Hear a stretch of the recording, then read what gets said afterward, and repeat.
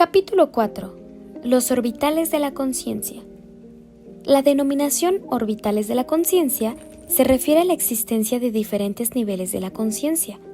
En la realidad, la conciencia es una y permea toda manifestación, desde la latiz en su estado básico o fundamental hasta cualquiera de sus distorsiones, incluyendo el campo neuronal y ambos hipercampos. Sin embargo, el ser humano delimita la conciencia única y la focaliza, y de ahí resulta su división en niveles. Dependerá del funcionamiento individual el acceso a los diferentes niveles de la conciencia. Este acceso es en realidad una transformación perceptual dimensional, por lo que los niveles de la conciencia dependen de la percepción del observador y de su identificación. Así, por ejemplo, un observador capaz de identificar su conciencia individual con la estructura básica de la latiz alcanzará la conciencia de unidad. En cambio, una identificación del observador con el cuerpo orgánico activará un nivel de conciencia corporal. El acceso dimensional del observador y su focalización dará como resultado su funcionamiento dentro de una matriz de relaciones, y ella constituirá su territorio perceptual. Parecería que el observador es capaz de percibir e identificarse con cualquiera y todos los estratos dimensionales de la organización de la latiz, significando con esto que se encuentra en sí mismo, en una dimensión que incluye a la propia latiz. En otras palabras, la capacidad del observador de percibir todos los niveles de la latiz, incluyendo a esta en su estado básico, implica que el observador no pertenece al universo de la latiz, sino a otro independiente de ella. Existen diferentes modelos que son otras tantas aproximaciones al análisis y descripción de los diversos orbitales de la conciencia. Todos ellos tienen en común la consideración de que los niveles de la conciencia dependen de la percepción del observador y ésta del territorio con el cual se identifica. Presentaré primero el modelo que propone el misticismo judío, la Cábala, después el modelo teosófico, más adelante el modelo chamánico, después el modelo budista, el modelo de la psicología transpersonal y por último el modelo sintérgico. El modelo cabalístico. De acuerdo con Gershom G. Scholem, en ninguno de sus sistemas los cabalistas dejaron de afirmar la existencia de interrelaciones entre todos los mundos y niveles del ser. Todo, según ellos, está conectado con el resto. De cualquier punto, las profundidades infinitas pueden ser contempladas. De acuerdo con el sistema de Moisés Cordovero, el ascenso del hombre hacia mundos superiores y a la frontera del vacío no involucra movimientos por parte suya, puesto que en donde te halles, allí se encuentran todos los mundos. De acuerdo con la Cábala, lo que se localiza abajo se encuentra arriba y lo que está en el interior se sitúa en el exterior. La Cábala afirma que no solamente todo está contenido en cada parte, sino que también actúa sobre todo el resto. Aunque después analizaré el modelo sintérgico, no registro aquí la tentación de hacer recordar la similitud entre estas ideas y la organización de la latiz, tal y como fue descrita en el primer capítulo de este libro. De la misma forma, la consideración cabalística de que cualquier acto o pensamiento tiene un efecto sobre la totalidad tiene su demostración experimental en los efectos que el campo neuronal produce sobre la latiz, otros campos neuronales y ambos hipercampos. El modelo que postula la Cábala es simultáneamente longitudinal y concéntrico. La aproximación longitudinal intenta resolver el misterio de la creación desde un principio trascendente e invisible hasta su manifestación en la acción. Este modelo tiene por lo menos 6 niveles, que son otros tantos mundos o universos. Cada universo pertenece a una dimensión distinta. Al mismo tiempo, cada universo está asociado con un nivel del alma y con una letra hebrea. La siguiente tabla, modificada de un estudio de Ari Kaplan, presenta las relaciones que la Cábala propone entre los niveles del alma, los universos y las letras hebreas. El universo del Adam Kadmon es el del nombre primigenio o arquetípico. El Adam Kadmon presenta a lo humano en su origen o estrato de mayor abstracción. No es en realidad el primer nivel trascendente, sino una manifestación extraordinariamente elevada de aquel. Por arriba de Adam Kadmon, la Cábala sitúa al Ein Sof, cuya traducción sería el sin final, ligado íntimamente con Dios. El nivel del alma asociado con el Adam Kadmon es Yehidá, cuya traducción literal es singularidad, y que constituye la esencia única y lo que no puede dividirse y es uno. Así como el del Ein Sof proviene del Adam Kadmon, de este último surge Atzilut, que es lo de mayor cercanía al hombre arquetípico y que se asocia con el nivel del alma Hay, la esencia viva o lo viviente. En el judaísmo, el nombre de Dios, Jehová, se escribe con 4 letras, la primera de las cuales, Yud, corresponde a la I latina y pertenece al universo de Atzilut, o emanación, y al nivel del alma Hay, o lo viviente. De Atzilut surge la creación o el universo de Beriyá, asociado con el nivel de Neshama o Pneuma, y con la siguiente letra del nombre de Dios, Hei, que corresponde a la letra latina H o J. De esta forma, la singularidad de Yehidá, que a su vez se transforma en lo viviente o Hay, desemboca en Neshama o Pneuma. Hasta antes de Neshama, los niveles del alma eran impersonales. Neshama, asociada con el universo, de Beriyá o creación, comienza a pertenecer a un individuo específico y es, por así decirlo, su envoltura o cuerpo más sutil, su contacto entre lo personal y lo transpersonal, entre lo divino y lo humano. A partir de Beriyá surge Yetzirah, formación, es decir, lo creado en Beriyá comienza a adquirir forma en Yetzirah. Esta formación parecería corresponder con la primera activación de una distorsión del espacio y la letra del nombre de Dios correspondiente con la Bab o V latina. El nivel del alma correspondiente es Ruach o espíritu, y podría pensarse que es el mecanismo que al actuar distorsiona el espacio. Antes de Ruach no hay distorsiones. Por último, después de la formación se da la acción en el universo de Asiyá, el cual corresponde con la última letra del nombre de Dios, Hei, y con el nivel Nefesh o alma. Las 4 letras del nombre de Dios, Yud, Hei, Vav, Hei, forman el tetragamatón y son un verdadero sistema algorítmico que contiene el esquema de la creación a partir de lo viviente hasta su manifestación en la acción. Cada nivel de la conciencia está dado por la identificación del observador con cualquiera de los 5 posibles estratos del alma, desde Nefesh o alma individual hasta Yehidá, la singularidad primigenia. Este modelo cabalístico es longitudinal, porque cada nivel del mismo proviene o nace de un precedente y da lugar a un consecuente en una cadena que comienza en una singularidad, la que adquiere vida, neuma, espíritu y por último, alma. El modelo concéntrico de la Cábala se conoce como el esquema de la Sefirot, y de ella se han descrito 10 formando el árbol de la vida. Cada séfira es un atributo o cualidad de la conciencia y constituye una emanación a partir del Ein Sof.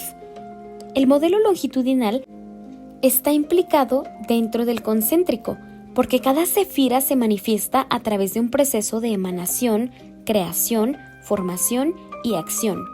Este proceso se logra experimentar utilizando técnicas cabalísticas de meditación. Por ejemplo, el rabino Yosef Tza ideó una meditación en colores en la cual la concentración sostenida en un color específico asociado con una sefira activa la cualidad de la conciencia de esa sefira. Otra técnica consiste en concentrar la atención en el nombre hebreo de la sefira o en sus atributos, hasta que estos se comienzan a experimentar. Algunos cabalistas han asociado las diferentes sefirot con las partes del cuerpo humano. La siguiente tabla contiene el nombre hebreo de cada sefira, su traducción y el color asociado. Los extremos de la sefirot, Keter y Melhut, se refieren a dos niveles también extremos de la conciencia. Keter, lo más elevado, y Malhut, su manifestación. El modelo de la sefirot es concéntrico, porque cada sefira está contenida dentro de la siguiente, como las capas de una cebolla. Sin embargo, también es longitudinal en el sentido de que existen conexiones lineales entre cada capa. Más aún, cada universo desde Atzilut hasta Asiyah se puede dividir en 10 estratos correspondientes con la sefirot de tal universo.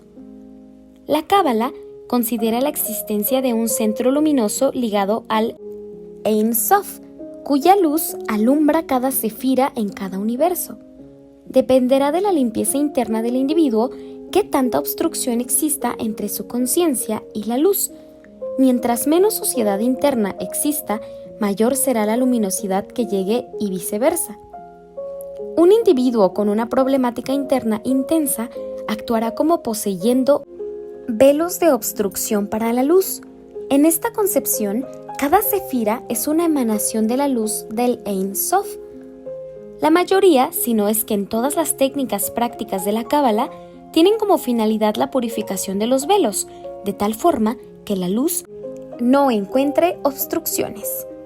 A su vez, cada sefira actúa y es una especie de vasija o contenedor de un atributo de la luz proveniente del Ein Sof.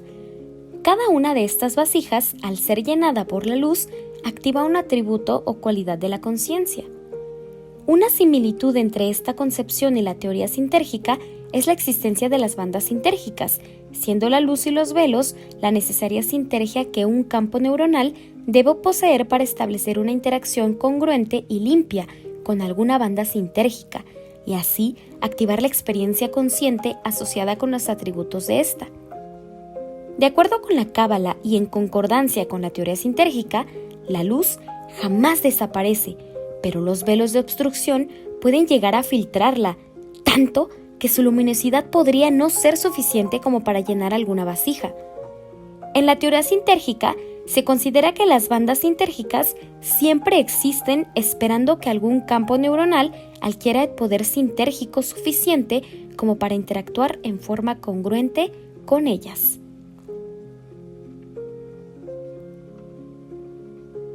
El modelo teosófico. La teosofía tiene su origen contemporáneo en los escritos de Madame Blavatsky, la que fundó esta corriente del pensamiento que fue enriquecida por los estudios de Annie Besant y Leadbeater, entre otros. Según la teosofía, poseemos diferentes cuerpos, cada uno de los cuales está asociado con un nivel de la conciencia. Estos cuerpos son 7 en número. 1. El físico. 2. El etérico. 3. El astral. 4. El mental. 5. El espiritual. 6. El cósmico. Y 7. El nirvánico. De acuerdo con Rajneesh, no solamente la conciencia es diferente en cada uno de los cuerpos, sino también la cualidad y los contenidos de los sueños. La conciencia variará dependiendo de la identificación del observador con alguno u otro de los cuerpos. Es importante mencionar que la denominación cuerpo se refiere a una organización o estructura perteneciente a cierta dimensión del espacio. La existencia de 7 cuerpos implicaría también la existencia de 7 dimensiones. Un procedimiento experimental que ejemplifica la existencia de estructuras pertenecientes a diferentes dimensiones es la cimática. En ella se crean patrones bidimensionales cuando un polvo fino, colocado sobre una placa metálica, es puesto a vibrar por un sonido de determinada frecuencia. Cuando la frecuencia del sonido se incrementa lo suficiente, el patrón se vuelve tridimensional. Tenemos, pues, aquí 2 cuerpos dimensionales que resultan de la interacción en diferentes frecuencias entre un campo vibracional y un medio. un cuerpo bidimensional y el otro tridimensional. Los cuerpos teosóficos parecerían situarse en esta misma condición de ser estructuras estables localizadas en diferentes dimensiones. Ya veremos más adelante que las bandas sintérgicas y su interacción congruente con campos neuronales pueden ser concebidos desde una perspectiva similar. De la misma forma, podrían ser entendidas las sefirot, los universos cabalísticos y los niveles del alma. El primer cuerpo es el físico y su estructura es orgánica. Su órgano de pensamiento y experiencia es el cerebro, tal y como lo conocemos. Está limitado por el tiempo y el espacio, y es una distorsión hipercompleja y estable del espacio. Su nivel de conciencia es tridimensional. El segundo cuerpo, etérico, es según la teosofía más sutil que el físico y permanece invisible para éste. Es capaz de viajar a través del espacio, saliéndose, por así decirlo, del cuerpo físico, y su percepción es más directa y sutil que la de este, puesto que no requiere de receptores orgánicos para decodificar la estructura de la latiz. La acción perceptual del cuerpo etérico podría explicar la visión extraocular, en la cual los niños entrenados son capaces de percibir el mundo visual sin el uso de sus receptores retinianos. El cuerpo etérico está más ligado al campo neuronal y a la latiz, y posee una estructura propia más energética que celular. Los sueños del cuerpo físico están en correspondencia causal con la actividad cerebral y pueden ser estimulados activando los mecanismos receptores orgánicos.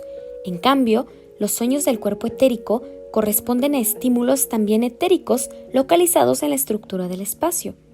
De esta forma, alguien puede soñar que vuela y en realidad lo hace, porque los movimientos del cuerpo etérico no se encuentran ligados o restringidos por la gravitación espacial. De acuerdo con Rajneesh, las así llamadas visiones espirituales corresponden al cuerpo etérico y son sueños etéricos. El cuerpo etérico incluye el espacio dentro de su campo de acción, es decir, se libera de la restricción espacial y el espacio deja de ser un obstáculo para su acción. Por ello, la dimensión espacial en la cual actúa el cuerpo etérico es incorporado en su interior, mientras que esa misma dimensión permanece como externa para el cuerpo físico. El cuerpo astral incorpora, además del espacio, el tiempo. Al igual que el cuerpo etérico, el astral puede localizarse en cualquier zona del espacio, pero aún no tiene límite alguno para viajar al pasado, incluso remoto. El cuerpo astral, según Rajneesh, es capaz de recordar vidas anteriores y corresponde al inconsciente colectivo de Jung. Desde el punto de vista sintérgico, el cuerpo físico está ligado al cerebro, el etérico a la latiz y al campo neuronal, mientras que el cuerpo astral se identifica más con ambos hipercampos, pero sin poderlos trascender. El cuerpo mental incorpora, además de la dimensión temporal hacia el pasado, el tiempo personal futuro. Se halla, por así decirlo, en una dimensión en la que se unifica el tiempo y el espacio. El funcionamiento del cuerpo mental implica una expansión en la duración del presente, en la cual el pasado y el futuro quedan incluidos dentro de una unidad perceptual. Esta misma expansión se relaciona con la activación sensorial, en la cual la percepción visual, por ejemplo, funciona en una duración del presente mayor que la auditiva. El funcionamiento del cuerpo astral implica la misma expansión, pero en un orden de magnitud mucho mayor. El cuerpo mental sigue siendo un cuerpo individual, en cambio, el cuerpo espiritual es transpersonal y por ello incorpora y trasciende ambos hipercampos. La experiencia del cuerpo espiritual son compartidas por todos los que lo viven. Es un cuerpo de la especie y no de un individuo en particular. El cuerpo cósmico es el preámbulo a la conciencia de unidad. Este cuerpo trasciende el espacio, el tiempo, la individualidad y la dicotomía consciente-inconsciente. Desde la perspectiva del cuerpo cósmico, todo posee conciencia. El cuerpo nirvánico no puede describirse, pues en él ya no existe el lenguaje.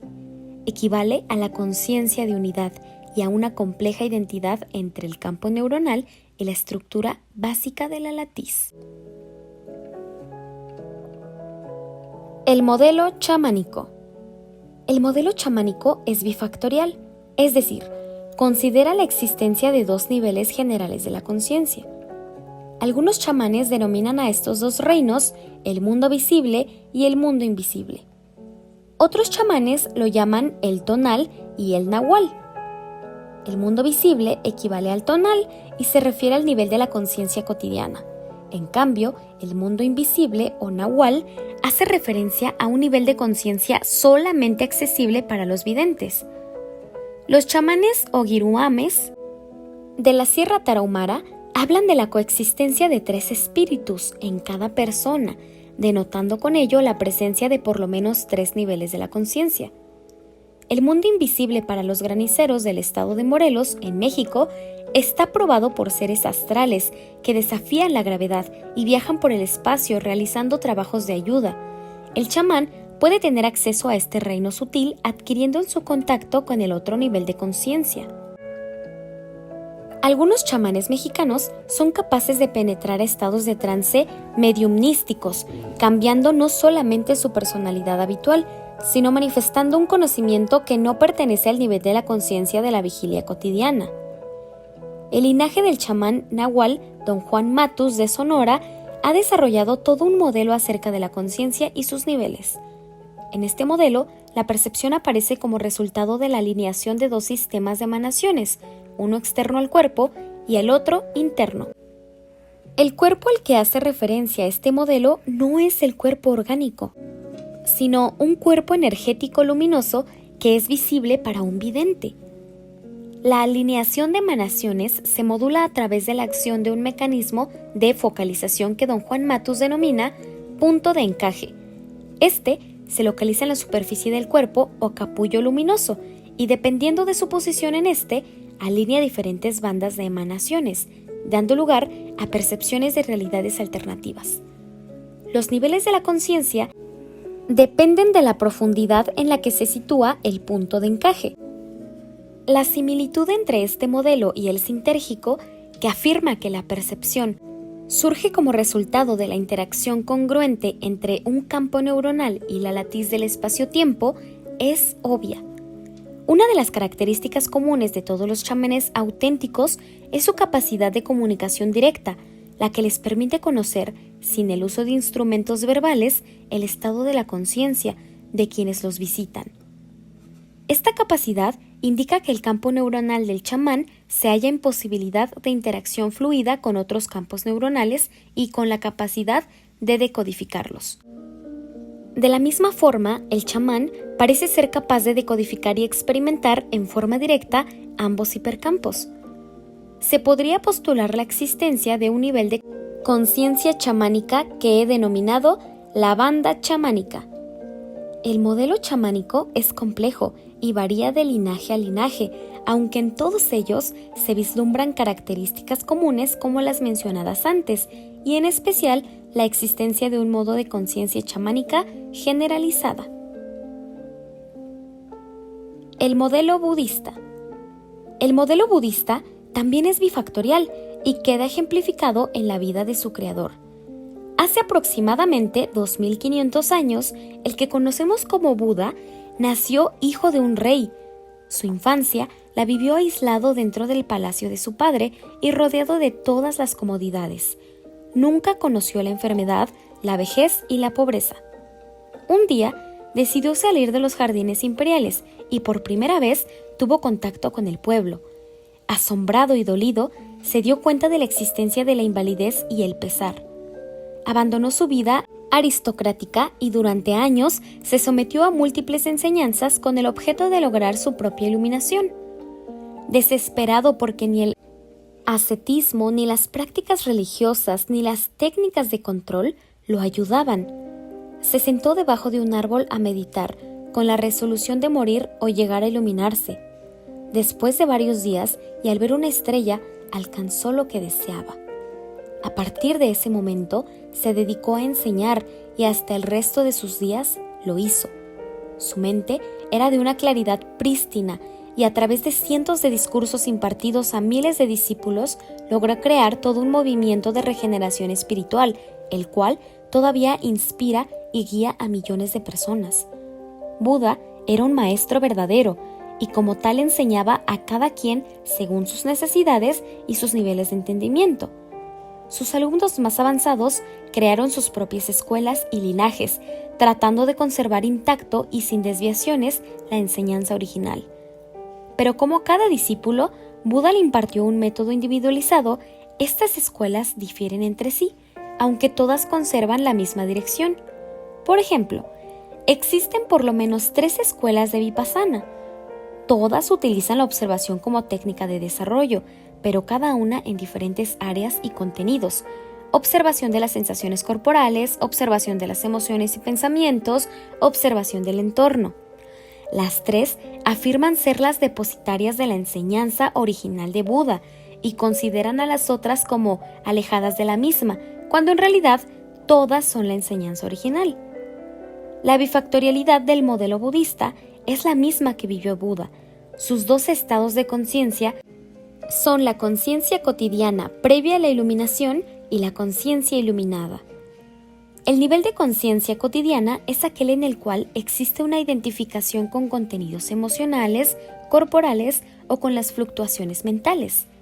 El nivel de conciencia iluminada trasciende las identificaciones fluctuales y temporales y coloca al adepto en un estado de contacto con la realidad del yo puro. En este estado, el placer y el dolor son vistos desde la misma perspectiva y no existen apegos ni sufrimientos mentales. El ser humano iluminado se libera y alcanza su verdadera identidad como la realidad misma y total. Buda describió una gran cantidad de estados de la conciencia y sus análisis acerca de las condiciones mentales y sus vicisitudes no han podido ser superados. Actualmente existen muchas diferentes escuelas de budismo, las que utilizan un amplio repertorio de técnicas de meditación, pero todas ellas se pueden situar dentro de 3 corrientes principales: el Hinayana, el Mahayana y el Vajrayana. El Hinayana considera que la iluminación es individual y depende de un trabajo personal aislado y en soledad. El Mahayana también considera que la iluminación es individual, pero esta no se puede lograr a menos que todos la alcancen. El budista mahayámico ayuda a los demás a lograr la iluminación aún posponiendo la suya propia. Su aproximación es más congruente con la conciencia de unidad y con el desarrollo del amor y la compasión universales. El Vajrayana utiliza la energía de las emociones como vehículo para lograr la iluminación. Uno de los discursos principales de Buda, el Maha Satipatthana, ejemplifica el método de este iluminado. En él, Buda conmina a sus discípulos a mantener una observación desapegada de sus sensaciones corporales, de sus emociones, de sus contenidos mentales y de sus sentimientos, señalando subtextualmente que toda identificación con estos no libera, pero en cambio, su testificación desde la posición del observador lleva a la iluminación. En el Sutra Surangama existe otra indicación en el mismo sentido. Aquí se menciona la existencia de diferentes estratos o niveles de la conciencia. Cada nivel se vive como el ego del nivel precedente y se convierte en el contenido del nivel consecuente cuando este último es alcanzado. En este modelo, la consideración fundamental es la inexistencia de un estado yoico absoluto y la idea de que lo que hace avanzar de nivel en nivel de conciencia es la inclusión de contenidos de la experiencia dentro de un proceso de observación inclusiva. Estas consideraciones claramente coinciden con la descripción de los procesos de neuroalgoritmización tratados en los capítulos precedentes. Por otro lado, uno de los conceptos más queridos del budismo es el de sunyata, o vacío. Se entiende por sunyata la idea de que ni los objetos ni el yo poseen existencia absoluta e independiente. Al contrario, todo es parte de una matriz interdependiente de relaciones. Muchísimas gracias por quedarte a escuchar esta tercera parte de este fascinante libro.